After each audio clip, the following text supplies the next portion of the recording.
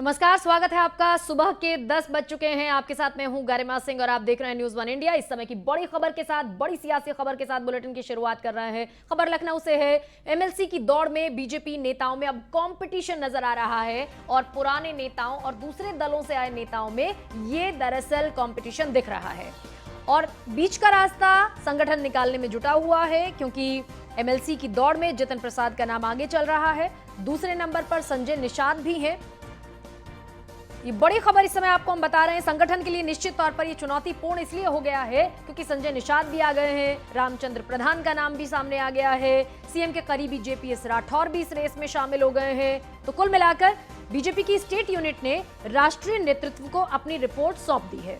कुछ दिनों में स्टेट यूनिट की लिस्ट को हरी झंडी मिल सकती है, लेकिन जो बाहर से लोग आए हैं उनको अकोमोडेट करना बड़ी चुनौती। लिस्ट में लक्ष्मीकांत वाजपेयी का भी नाम शामिल है ब्राह्मण चेहरे के तौर पर, लेकिन जितिन प्रसाद को दौड़ में सबसे आगे माना जा रहा है ब्राह्मण चेहरे के तौर पर। और कहा भी जा रहा था कि जब जितिन प्रसाद कांग्रेस से बीजेपी में आए तो उन्हें लाया ही इसलिए गया क्योंकि उत्तर प्रदेश में 2022 में जो चुनाव है तो एक बड़े ब्राह्मण चेहरे के तौर पर उनको प्रोजेक्ट किया जाएगा और विधान परिषद में उनका पहुंचना बीजेपी को चुनावों में एज दिला सकता है, कम से कम ब्राह्मण समुदाय में। तो कुल मिलाकर इस तरह की तमाम चीजें चल रही हैं, लेकिन जो संगठन है, जो ग्रास रूट लेवल पर काम करता है, उसके लिए बड़ी चुनौती। हमारे एडिटर इन चीफ अनुराग चड्ढा हमारे साथ जुड़ गए हैं। अनुराग जी, बहुत वाकई चुनौती हो गई है संगठन के लिए। कैसे अकोमोडेट किया जाए वो लोग जो ग्रास रूट काडर कहे जाते हैं और वो लोग जिनकी पैराशूट लैंडिंग होती है? कितनी बड़ी चुनौती, कैसे निपटेगा संगठन इससे? देखिए गरिमा, बीजेपी उत्तर प्रदेश में पूरी तरह से चुनावी मोड में आ गई है। अगर आप देखें पिछले 2-3 महीने में तो तमाम जो मैराथन मीटिंग है बीजेपी के नेताओं ने यहाँ पर की हैं और अब केंद्रीय मंत्रिमंडल के विस्तार के बाद उत्तर प्रदेश में जो मंत्रिमंडल विस्तार है वो किया जाएगा, लेकिन उससे पहले की जितनी भी औपचारिकताएं हैं वो बीजेपी पूरी कर लेना चाहती है। अब आप देखिए, जो एमएलसी की दौड़ है वो शुरू हो गई है और सबसे बड़ा चैलेंज भाजपा का जो संगठन है उसके सामने ये है कि कुछ ऐसे नेता जिनको दूसरे दलों से यहाँ पर तमाम तरह के प्रोमिसेस और लुभावने ऑफर देकर लाया गया है उनको अकोमोडेट करें, या फिर जो संगठन में कई सालों से जी तोड़ मेहनत कर रहे हैं और एक आस उनके अंदर होती है कि जब हमारा अनुभव इतना हो जाएगा, हम घिस कर एक लेवल तक पहुंचेंगे, उसके बाद हमें कुछ मिलेगा। तो उनकी जो आस है वो लगातार बढ़ती जा रही है। टकटकी लगाकर देख रहे हैं वो एमएलसी की सीटों की तरफ। आप देखिए जिस तरीके से अगर हम थोड़ा सा उत्तर प्रदेश से पश्चिम बंगाल की तरफ जाएं तो वहां पर भी जब टिकट वितरण हुआ था तो जो भाजपा के कद्दावर नेता थे जिन्होंने बहुत मेहनत वहां पर की थी, उनकी बजाय जो टीएमसी से लोग आए थे छोड़कर, उनको टिकट वितरण में तरजीह दी गई थी। और उसके बाद संगठन में ये बात हो गई थी कि जिन लोगों ने हमारे साथ अत्याचार किया टीएमसी की सरकार में, अब वही भाजपा में आए हैं, अब उन्हीं के झंडे के तले हम लोगों को काम करना पड़ेगा। ठीक कमोबेश वही स्थिति उत्तर प्रदेश में यहाँ देखने को मिल रही है। अब देखिए जितिन प्रसाद को कितने बड़े लेवल पर ज्वाइन कराया गया और ऐसे में जब एमएलसी की दौड़ चल रही है तो जो लक्ष्मीकांत वाजपेयी हैं, बहुत ही तेज तर्रार नेता हैं वो, और जब प्रदेश अध्यक्ष थे भाजपा के तो बहुत करंट उन्होंने संगठन में दौड़ाया और बड़ी उन्होंने मेहनत की थी। उनको उम्मीद है कि भाई जब एमएलसी की दौड़ होगी तो उनका नाम प्रमुखता से चलेगा, लेकिन अब उनके सामने आ गए हैं जितिन प्रसाद, जिनको केंद्रीय नेतृत्व में ज्वाइन कराया है और कांग्रेस के बड़े नेता थे और पूर्वांचल में ब्राह्मण समाज के बड़े नेता कहे जाते हैं। तो ऐसे में कहीं ना कहीं लक्ष्मीकांत वाजपेयी को लगता है कि अब जितिन प्रसाद उनके सामने आ गए हैं तो उनके हाथ से एमएलसी की जो कुर्सी है वो छिन जाएगी। संजय निषाद की बात कर लीजिए। देखिए केंद्रीय मंत्रिमंडल में निषाद पार्टी को जगह नहीं मिली, उसके बाद चुनाव पंचायत जो जिला पंचायत चुनाव हुए थे उसमें भाजपा का समर्थन संजय निषाद ने किया। तो अब ऐसे में भाजपा के सामने उनको भी अकोमोडेट करना बड़ी चुनौती है और उनको देना भी चाहिए। इसके अलावा अगर हम जेपीएस राठौर की बात करें, जो ठाकुर जो लॉबी से वो आते हैं, जाति से आते हैं, तो ऐसे में अब दो उनके सामने विकल्प हैं। एक दयाशंकर सिंह हैं जो कि प्रदेश उपाध्यक्ष हैं संगठन में, हालांकि जो उनकी पत्नी हैं वो राज्य मंत्री हैं स्वाति सिंह। तो ऐसे में अब देखना ये होगा कि भाई अब उन दोनों में से किसको चुना जाए। इसके अलावा और भी भारतीय जनता पार्टी की कई संगठन के नेता हैं जो बहुत सालों से जिन्होंने अपना रिज्यूमे लगा रखा है, अब मिलने की उनकी जो बारी आई है तो उनको आस है प्रदेश संगठन से। लेकिन देखिए चुनाव में अब एडजस्टमेंट ही किया जाएगा। माफ कीजिएगा, ये जो एमएलसी का ये जो मामला है इसमें एडजस्टमेंट किया जाएगा ताकि कोई भी बुरा ना माने और जो लोग दूसरे दलों से आए हैं उनको भी एडजस्ट कर दिया जाए। तो अब जो स्टेट यूनिट है उन्होंने अपना जो पूरा चिट्ठा है वो केंद्रीय नेतृत्व को भेज दिया है। वहां से कुछ थोड़ी बहुत कमी उसमें होगी तो दूर कर ली जाएगी और फिर नामों का ऐलान कर दिया जाएगा। और ये भी तय है तो एमएलसी बनाया जाएगा, उनको उनमें से 2 एमएलसी को जो अब मंत्रिमंडल विस्तार हो रहा है उसमें जगह दी जाएगी। हाँ अनुराग जी, लेकिन एक सवाल यहाँ पर यह भी बनता है कि बीजेपी एक ऐसी पार्टी है जो खुद को सबसे बड़ी पार्टी विश्व की कहती है। इसके अलावा बीजेपी की सफलता का श्रेय ग्रास रूट लेवल पर जो काडर काम करता है, जो जमीन पर कार्यकर्ता काम करता है, उसको समझा जाता है। ऐसे में क्या वाकई धीरे धीरे अब बीजेपी भी बाकी पार्टियों की तर्ज पर आगे बढ़ रही है कि जिनकी पैराशूट लैंडिंग हो गई, जिन्होंने बीजेपी को यहां तक पहुंचाने में कोई खास योगदान नहीं दिया, लेकिन क्योंकि साधना सब कुछ है इसलिए उनको तरजीह मिलेगी? क्योंकि बंगाल का आपने जिक्र किया, अब उत्तर प्रदेश सामने है, उत्तर प्रदेश में भी यही होगा। तो धीरे धीरे ग्रास रूट लेवल का जो काडर है वो कहीं ना कहीं हतोत्साहित होगा क्या, डिसअपॉइंटेड होगा क्या? देखिए गरिमा, आपने बात की कि बीजेपी विश्व की सबसे बड़ी पार्टी है, तो देखिए अगर हम कागजों की बात करें, सदस्यों की बात करें, तो बीजेपी ने जो सदस्यता अभियान 2014 से पहले चलाया और उसके बाद दोबारा चलाया, तो एक ऐसी पार्टी बीजेपी उभरी जिसमें सबसे ज्यादा सदस्य हैं। हस्ताक्षर अभियान चलाया बीजेपी ने तमाम मुद्दों को लेकर, तो उसमें जो आंकड़े हैं वो बीजेपी के पक्ष में है। रही बात बूथ लेवल की, तो देखिए जब भी कोई चुनाव होता है, किसी भी स्टेट में होता है या नेशनल चुनाव होता है, तो 2013 का मुझे वक्त याद है कि जब प्रधानमंत्री नरेंद्र मोदी को बीजेपी लॉन्च करने की तैयारी कर रही थी, वहीं दूसरी तरफ संगठन में काम चल रहा था कि भाई जो बूथ है, अगर बूथ हम जीत गए तो समझो चुनाव जीत गए। तो बूथ पर जो कार्य बहुत बड़े स्तर पर बनाया और जिसके जो सकारात्मक परिणाम है वो देखने को मिलते हैं। बीजेपी का यह मानना है कि अगर बूथ उनका मजबूत है तो एन वक्त पर जो कार्यकर्ता जो वोटर है जब वोट डालने आता है वो किसी भी पार्टी, तो अगर बूथ पर कार्यकर्ता मजबूत है तो एन वक्त पर उसका मन बदल दिया जाता है और बदल सकते हैं। तो बीजेपी ये पार्टी है, लेकिन समय समय पर जो राजनीतिक परिदृश्य है वो बदलते रहते हैं। अब देखिए अगर बीजेपी को लगता है कि जो उनके पुराने नेता वही मजबूत हैं तो दूसरे लोगों को वो एंट्री नहीं देते, लेकिन जरा भी बीजेपी के जो चाणक्य हैं उनको लगता है, जितने रणनीतिकार हैं, कि ऐसे नेता जिनका दूसरी पार्टी जो विपक्ष है वो उनका भाजपा में उनको ज्वाइन करा कि उनका जरा भी लाभ उठाया जा सकता है, तो भारतीय जनता पार्टी चाहे स्टेट यूनिट हो या नेशनल यूनिट हो उसको वो ज्वाइन कराने से नहीं चूकती। और यही गरिमा राजनीति है। जो अपने हैं पार्टी में पुराने नेता हैं उनको मालूम है कि एक बीजेपी में ऐसी परवरिश होती है कि भले ही अपनों को वो दुत्कार दे और दूसरों को राजनीतिक लाभ के लिए साध दें, तो ऐसे में उनके पार्टी के पुराने कार्यकर्ता बुरा नहीं मानते और कहीं ना कहीं बीजेपी में यह परिपाटी है। भले ही कुछ दिनों के लिए अपने लोग नाराज हो जाएं, लेकिन यहाँ पर उनको देने के लिए भारतीय जनता पार्टी में बहुत कुछ है, तो आप पुराने लोगों को आज नहीं तो कल एडजस्ट कर दिया जाता है। मुझे ज्योतिरादित्य सिंधिया याद आते हैं सर, क्योंकि गुना से वो हार गए, बीजेपी ने बहुत छोटे से काडर को, बहुत छोटे से कार्यकर्ता को टिकट दिया, वो जीत गए, बड़े चेहरे के सामने जीत गए, लेकिन ज्योतिरादित्य सिंधिया को जिस तौर पर कैबिनेट का इनाम मिला है, तो कहीं ना कहीं इस तरह की चीजें चलेंगी। लेकिन मैं आपसे एक और प्रश्न ये पूछना चाहती हूं, क्योंकि खबर हमने दर्शकों को ये बताई कि स्टेट ने अब अपनी जो लिस्ट है वो सेंट्रल को भेज दी है, केंद्र को भेज दी है। कब तक हम उम्मीद करें कि उन तमाम चीजों को हरी झंडी मिल जाएगी और ये साफ हो जाएगा कि किस किस पर बीजेपी दांव खेलने जा रही है? देखिए करीब 4 दिन पहले जो स्वतंत्र देव हैं प्रदेश अध्यक्ष यूपी के, उन्होंने जेपी नड्डा जो कि राष्ट्रीय अध्यक्ष हैं उनको अपनी लिस्ट सौंप दी है जी। तो अब ये माना जा रहा है कि 2 से 3 दिन के अंदर जो कटाई छटाई का काम है वो शुरू हो जाएगा और उसके बाद लिस्ट जारी कर दी जाएगी। कौन बाजी मारेगा, कौन पीछे जाएगा, ये तो देखिए स्टेट यूनिट और नेशनल यूनिट की लड़ाई है, लेकिन ये माना जा रहा है कि जो नाम हमने बताए हैं उनमें से 3 नामों पर तो मोहर जरूर लगेगी। बहुत शुक्रिया अनुराग जी इस पूरी बातचीत के लिए। तो कुल मिलाकर हमारे एडिटर इन चीफ अनुराग चड्ढा ने जो बातें कही हैं वो खासी महत्वपूर्ण हो जाती हैं इस संदर्भ में कि जो भी लोग बाहर से आए हैं उन्हें अकोमोडेट करने का, उन्हें समायोजित करने का प्रेशर दरअसल इतना ज्यादा होता है कि फिर ग्रास रूट लेवल पर जो काडर काम कर रहा है, बूथ लेवल पर जो काडर काम कर रहा है, उसे भी कहीं ना कहीं कोई ना कोई पद देकर, जिम्मेदारी देकर संतुष्ट करने का प्रयास जरूर संगठन करेगा। लेकिन 2-3 दिन में ये तमाम चीजें साफ हो जाएंगी कि स्टेट यूनिट ने जो लिस्ट भेजी है सेंट्रल यूनिट को, उस पर हरी झंडी मिलती है या नहीं।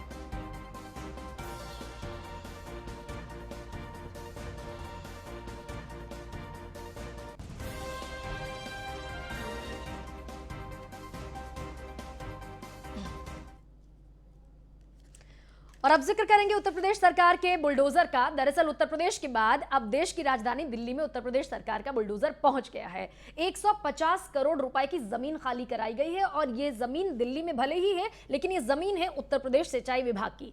मदनपुर खादर इलाके में यह कार्रवाई हुई है। रोहिंग्याओं से इस जमीन को खाली कराया गया है। ये पूरा मामला क्या है, एक रिपोर्ट आपको दिखाते हैं। दिल्ली पहुंचा सीएम योगी का बुलडोजर। यूपी के बाद अब मदनपुर खादर में चला बुलडोजर।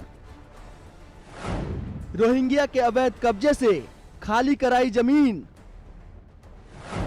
150 करोड़ की जमीन अवैध कब्जे से खाली कराई। सिंचाई विभाग की टीम ने की कार्रवाई। योगी सरकार का बुलडोजर यूपी के बाद अब देश की राजधानी दिल्ली पहुंच गया है। सीएम योगी के निर्देश पर दिल्ली के मदनपुर खादर इलाके में सिंचाई विभाग की 150 करोड़ की जमीन को रोहिंग्याओं के अवैध कब्जे से मुक्त कराई गई है। दरअसल मदनपुर खादर इलाके में सुबह 4 बजे ही एक्शन लेते हुए सिंचाई विभाग की भूमि पर अवैध कब्जे से रोहिंग्या कैंपों को हटाया गया और अवैध कब्जे तोड़े गए। और इस कार्रवाई में उत्तर प्रदेश सिंचाई विभाग की 2.10 हेक्टेयर जमीन मुक्त कराई गई।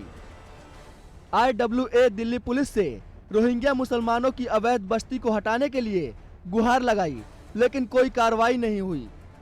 यूपी सिंचाई विभाग की जिस जमीन पर अवैध रोहिंग्याओं का कब्जा है वो करीब 5.2 एकड़ जमीन है। इस जमीन की कीमत करीब 150 करोड़ रुपए है। योगी सरकार ने दिल्ली में बड़ी कार्रवाई की है। दिल्ली के मदनपुर खादर शमशान घाट के सामने अवैध रूप से रह रहे रोहिंग्या मुसलमानों के खिलाफ यूपी की योगी सरकार ने बड़ी कार्रवाई की है। गुरुवार को यूपी पार कर राज्य सरकार का बुलडोजर दिल्ली पहुंचा और करीब 4 बजे मदनपुर खादर में रोहिंग्या के कब्जे से 150 करोड़ की जमीन खाली कराई। जानकारी के मुताबिक मदनपुर खादर में सुबह 4 बजे कार्रवाई कर सिंचाई विभाग की भूमि पर अवैध कब्जे से रोहिंग्या कैंपों को हटाया और बुलडोजर से यहां मौजूद अवैध कब्जे तोड़े गए। प्रशासन ने यूपी सिंचाई विभाग की 2.10 हेक्टेयर जमीन मुक्त कराई। दिल्ली के मदनपुर खादर शमशान घाट के सामने रोहिंग्या मुसलमान लंबे समय से अवैध रूप से रह रहे थे। यहां रोहिंग्या मुसलमानों ने यूपी सिंचाई विभाग की जमीन पर अवैध बस्ती बसा रखी थी। बकायदा यहां सभी सरकारी सुविधाएं दी जा रही थी।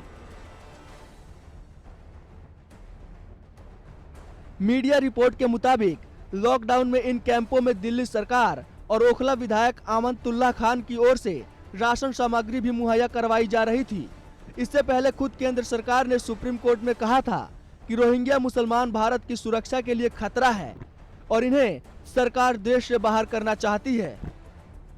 वहीं IWA दिल्ली पुलिस से रोहिंग्या मुसलमान खतरा है और इन्हें सरकार देश से बाहर करना चाहती है। उत्तर प्रदेश सिंचाई विभाग की जिस जमीन पर अवैध रोहिंग्या कब्जा है की कीमत करीब 150 करोड़ रुपए है। Bureau report, news 1 India.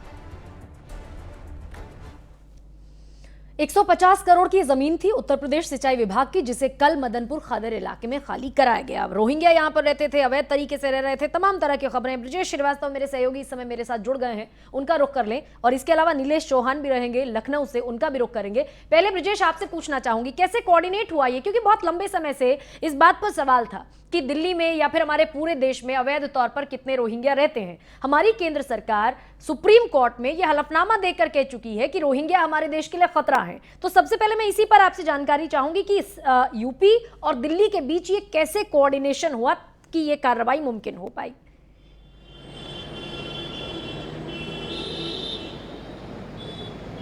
देखिए, सबसे बड़ी बात यह है कि जो उत्तर प्रदेश ने जो कार्रवाई की है अपनी जमीन पर की है। उत्तर प्रदेश सिंचाई विभाग की एक बड़े पैमाने पर जमीन जो ओखला का इलाका है, जो पूरा जो वेटलैंड है, यमुना पट्टी का इलाका है, उसमें बहुत बड़ी तादाद में अभी भी दिल्ली के अंदर उत्तर प्रदेश की ज़मीनें हैं। और ये जो मदनपुर खादर है, मदनपुर खादर में कई जगह पर उत्तर प्रदेश की ज़मीन थी, खास करके 5.21 एकड़ की जो ज़मीन थी मदनपुर खादर में जो है वो सिंचाई विभाग के अंडर में थी और पिछले 9 सालों से वहाँ पर रोहिंग्याओं का कब्जा था। और सबसे बड़ी बात यह है कि 5-6 सालों से लगातार वहाँ से जो आम आदमी पार्टी से विधायक अमानतुल्लाह खान वो वहाँ पर उनको लीगलाइज कर रहे थे, धीमे धीमे करके उनकी आइडेंटिटी क्रिएट कर रहे थे, उनके आधार पैन और दूसरे अन्य राशन कार्ड जैसे चीज़ों को बनवा रहे थे। ऐसे में कुछ दिनों बाद वो लीगल तौर पर अपना दावा करने लगते कि हम हिंदुस्तान में रहने वाले लोग हैं, हमारे पास ब्रजेश हिंदुस्तान रोक रहे की हैं सारी आपको आइडेंटिटी रोक रहे हैं। हमारे साथ खास मेहमान जुड़ रहे हैं, बीजेपी प्रवक्ता हैं राकेश त्रिपाठी, वो हमारे साथ जुड़ रहे हैं। राकेश जी, बहुत स्वागत आपका न्यूज़ वन इंडिया पर। और मैं सबसे पहला सवाल आपसे ये पूछना चाहती हूँ कि देर आए दुरुस्त आए कहा जा सकता है क्या इसको, क्योंकि केंद्र सरकार तो बहुत पहले कह चुकी है कि रोहिंग्या हमारे देश के लिए खतरा है। देखिए, ये बात सही है कि रोहिंग्या देश के लिए खतरा है, बांग्लादेशी घुसपैठिए देश के लिए खतरा है। और ऐसा कोई भी शख्स जो बिना किसी वैधानिक दस्तावेज के या बिना किसी अनुमति के भारत में कहीं भी निवास कर रहा है, वो भारत की आंतरिक सुरक्षा के लिए खतरा है। और हम इस तरह के किसी भी खतरे को दूर करने के लिए हर संभव प्रयास करेंगे। हमने देखा है कि इसके साथ साथ ही ये हमारी उत्तर प्रदेश की संपत्ति पर अगर किसी तरह से अवैध कब्जा किसी ने कर रखा है तो निश्चित तौर पर उसको भी बेदखल करने का काम करेंगे। उत्तर प्रदेश में हमने सरकार में आने के बाद से एंटी भूमाफिया टास्क फोर्स बना करके बहुत सारी ऐसी सरकारी जमीनें जिस पर तमाम अतिक्रमण कर रखा था अपराधियों ने, उसको हमने छुड़ाने का काम किया है, माफियाओं से खाली कराने का काम किया है। और जहां कहीं भी इस तरह के एंटी सोशल एलिमेंट्स हैं, जहां भी इस तरह के देश की सुरक्षा को खतरा पहुंचाने वाले रोहिंग्या या बांग्लादेशी हैं, उनसे भी हम जमीनों को खाली कराने का काम करेंगे। लेकिन राकेश जी, ओखला से विधायक हैं आम आदमी पार्टी के अमानतुल्लाह खान, खबर ये भी है कि वो लगातार यहाँ पर सुविधाएं देने का काम कर रहे थे। लॉकडाउन जब लगा तभी भी उन्होंने यहाँ के लोगों को फेलिसिटेट करने का काम किया। इस पर कोई रिएक्शन बीजेपी का?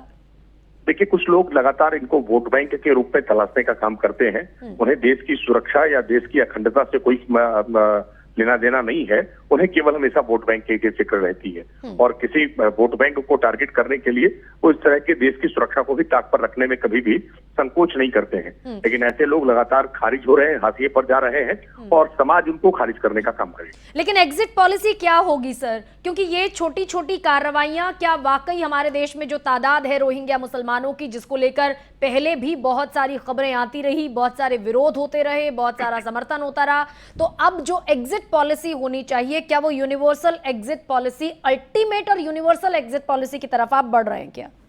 निश्चित तौर पर देखिए, एक बात बिल्कुल स्पष्ट है, हम मेहमान नवाजी करना बंद करेंगे तो अपने आप बिन बुलाए मेहमान की तरह से आना यहाँ बंद होगा।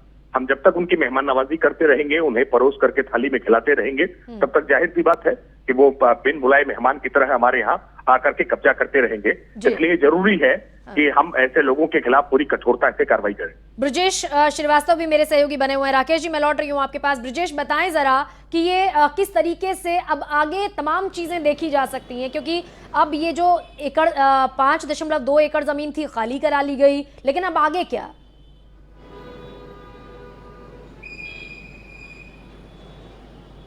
गायत्री, सबसे माफ कीजिएगा गरिमा, सबसे बड़ी बात यह है कि आपने सिंचाई विभाग की जमीन से तो उनको अलग कर दिया, लेकिन अभी जस्ट महज 100 कदम दूर ही उनके बाकायदा कैंप बना दिए गए हैं।